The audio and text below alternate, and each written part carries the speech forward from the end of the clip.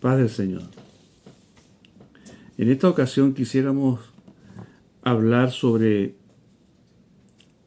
la visita del Señor a Nazaret, la primera de las dos, poco después de salir del desierto donde fue tentado y poco después de haber comenzado su ministerio en Capernaum. Él sabía que tenía que ir a Nazaret. Y esta es la ocasión que encontramos aquí en Lucas capítulo 4. Nazaret, donde él había estado 30 años, una vida casi anónima, viviendo la vida normal de un ciudadano, de un carpintero, eh, viviendo la vida con sus pros y sus contras, con sus altos y bajos, como todas las vidas. En esta ciudad, que era una ciudad muy particular. Nosotros nos preguntamos por qué fue el Señor a Nazaret. ¿Por qué no se crió en Belén o en otra ciudad del sur, de Judea? En Isaías capítulo 11 hay una profecía respecto a, al Señor Jesús que lo señala como el vástago del tronco de Isaí. La palabra vástago en hebreo es Nazaret. Podría ser que esa profecía, que Mateo interpreta como una profecía referente a él, indique que de Nazaret saldría este vástago. El vástago es un renuevo de un árbol que ya está viejo o de un árbol que ya fue cortado. Y de esta manera, como un árbol cortado y como un renuevo de ese árbol, surge el Señor de Nazaret. Es llamado Nazareno, aunque él había nacido en Belén y podría haber sido conocido como un belemita. Escogió esta ciudad, misteriosamente, una ciudad de mala reputación. Era una ciudad de paso, estaba a orilla de una gran carretera, muchos viajeros, mucha gente pernoctando. No era una ciudad tranquila, no era una ciudad típica. No tenía buen nombre. Sin embargo, el Señor aceptó vivir ahí 30 años. Y vivió de tal manera, con tal gracia, con tal hermosura, que cuando Él se bautiza, dice la Escritura que el Padre dijo, abriendo los cielos, dijo, este es mi Hijo amado en el cual tengo contentamiento. Y esas palabras están referidas al periodo inmediatamente anterior. El Padre halló contentamiento en su vida, silenciosa, anónima, esos 30 años en Nazaret. A tal punto que todos los nazarenos daban buen testimonio de él, como carpintero, como ciudadano. Ahora llega el día, aquí en Lucas capítulo 4, en que él va a la ciudad en un día de reposo, un sábado, y lee la profecía de Isaías 61, en que se muestra la misión del Cristo, cuál iba a ser su impronta, su sello. Y las frases son preciosas. Es el Evangelio puro, es la gracia de Dios pura.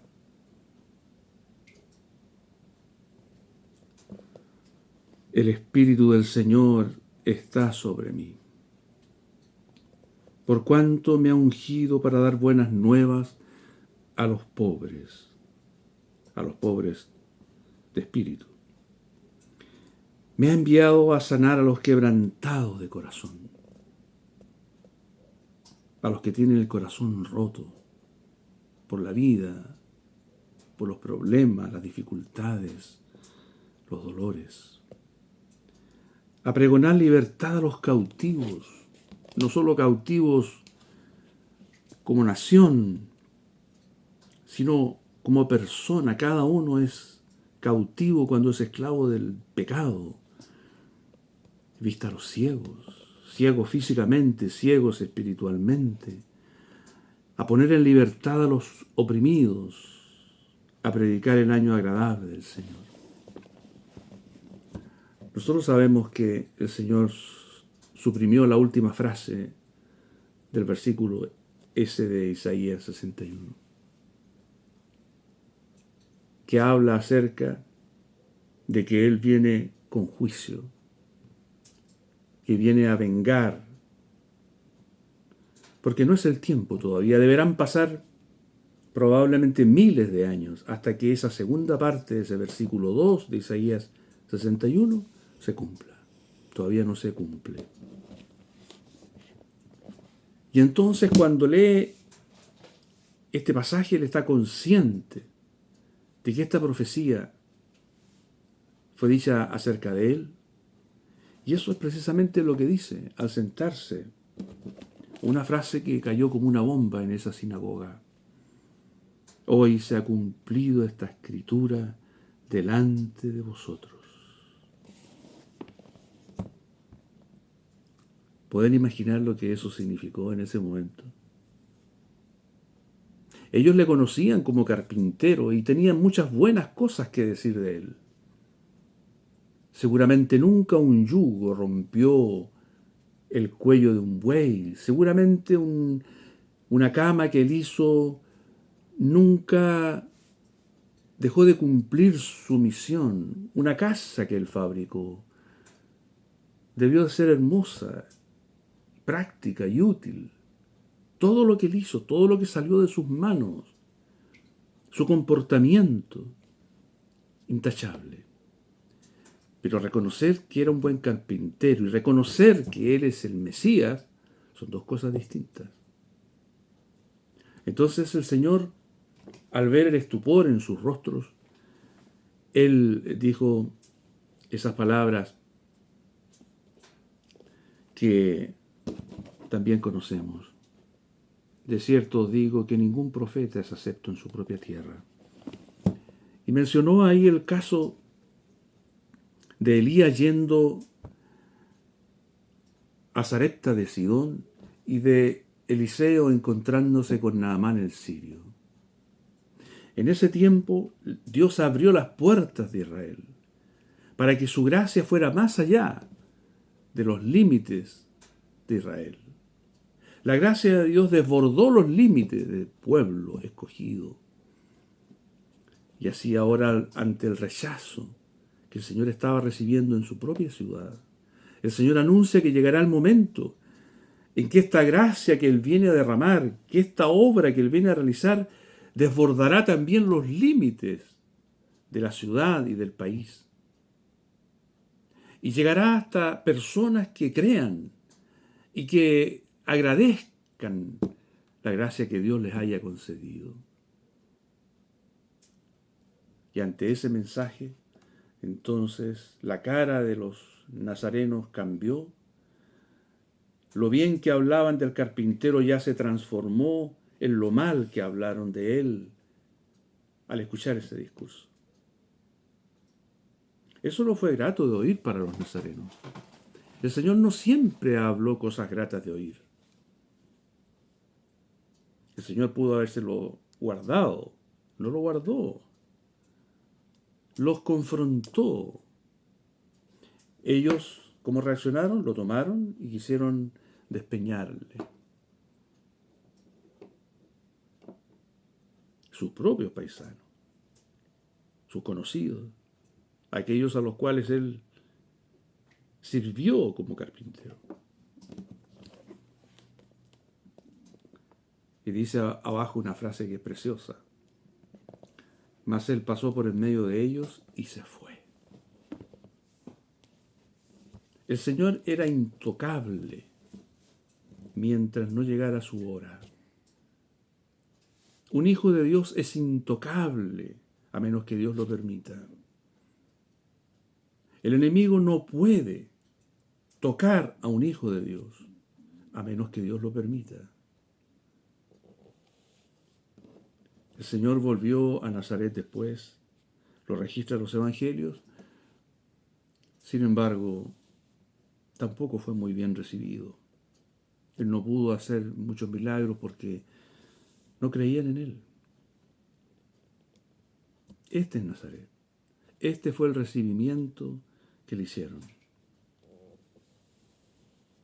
Ahora bien, ¿qué significa Nazaret para nosotros? Nazaret significa rechazo a lo que somos como siervos de Dios. En los círculos más íntimos, más sensibles, allí donde más duele. El Señor le había dicho a través de Simeón a María, la madre del Señor, cuando Simeón tuvo al niño en brazos. ¿Se acuerdan? En Lucas aparece en los primeros capítulos. Una espada traspasará tu alma. María supo en muchas ocasiones lo que era eso, al ver a su hijo menospreciado, perseguido, acusado, amenazado y después en la cruz. Ahora el Señor estaba experimentando lo mismo en su ciudad, entre sus hermanos. Cuando nos preguntamos qué significa Nazaret para nosotros, veamos al Señor y nos veremos reflejados en lo que Él vivió. El Evangelio de Juan dice que ni siquiera sus hermanos creían en Él. Antes bien se burlaban de él, diciéndole: ¿quieres darte a conocer? Anda a Jerusalén. Anda a la fiesta para que todos te vean. En otra ocasión fueron sus hermanos, e incluso con su madre, a traerlo de vuelta a casa porque decían: está fuera de sí, no sabe lo que habla. Ese círculo íntimo es la que más traspasa el corazón de un hombre. Es la que mayor dolor puede infligir a un hombre de Dios. A veces se trata de la esposa, el esposo, los hijos, los padres, el entorno familiar, el entorno social, el entorno laboral.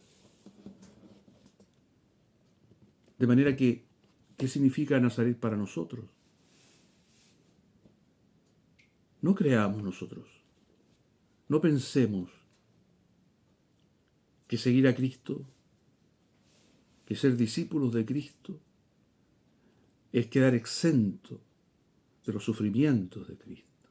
Es verdad, nosotros nada tenemos que ver con los sufrimientos expiatorios de Cristo. Solo Él los sufrió y solo en Él son válidos para redimir y salvar al hombre. Sin embargo, la pisada de Cristo, el camino de la cruz, es parte también de la experiencia de los discípulos de Cristo. De tal manera que no hay que hacerse ilusiones vanas, en el sentido que el camino cristiano es un camino de rosas. Porque si miramos a nuestro Maestro, veremos que no es un camino de rosas. Isaías 53 dice: despreciado y desechado entre los hombres, varón de dolores, experimentado en quebranto. Experimentado. Era un hombre joven, 30 años, pero era experto en sufrimientos y en quebrantos y en dolores. Por eso él podía ponerse en el lugar de tantos. ¿Cómo tú podrías ayudar a uno si tú no has sufrido sus dolores antes? ¿Cómo podrías ayudar a alguien si tu corazón es duro, es estrecho, insensible? Mi corazón se ablanda con el dolor, con la angustia, con los tormentos, con los sufrimientos, con las pruebas.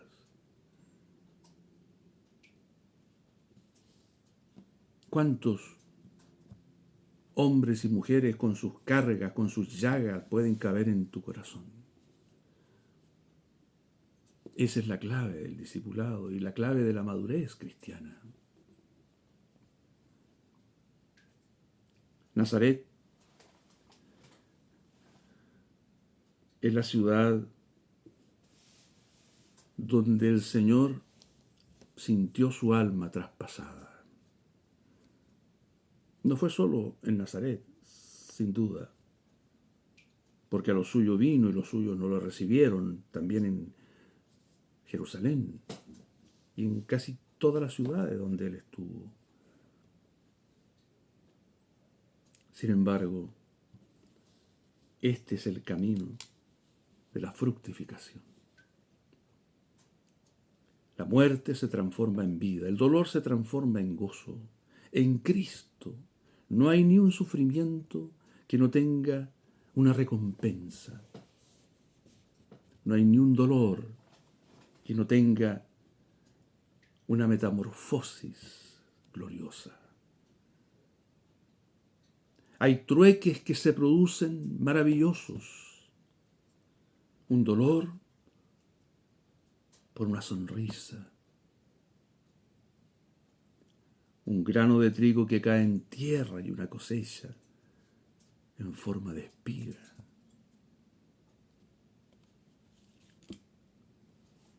Nazaret. Importante, fundamental. Que el Señor nos socorra cada día cuando la espada se acerque y quiera traspasar nuestra alma. Que el Señor nos ayude y que en ese momento podamos mirar al Señor. Fijamente mirarlo a Él y ser socorridos, ser levantados y sostenidos. Amén. Así será.